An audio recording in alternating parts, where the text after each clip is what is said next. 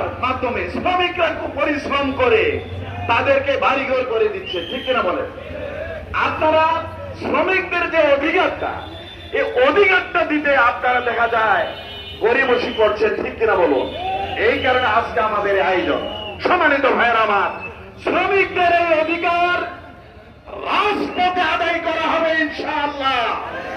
বাংলাদেশ শ্রমিক কল্যাণ ফেডারেশন সারা বাংলাদেশে সকল শ্রমিকদেরকে ঐক্য করে আমরা দুর্বার আন্দোলন গড়ে তুলতে চাই।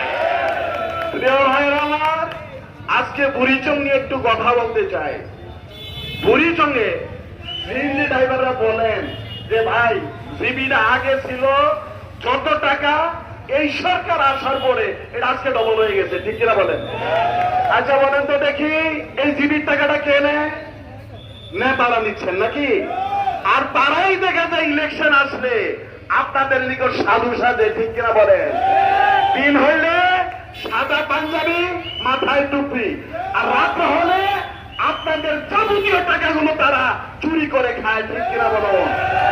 আমি জিবির একটা নাম দিচ্ছি, এই জিবিটার নাম হলো জেনারেল ডাকাতি। এটার নাম কি? জেনারেল ডাকাতি। মানে দিনে দুপুরে যে ডাকাতিটা করা হয় এটাকে বলা হয় জিবি। এই জিবি বাংলাদেশের সব জায়গার জন্য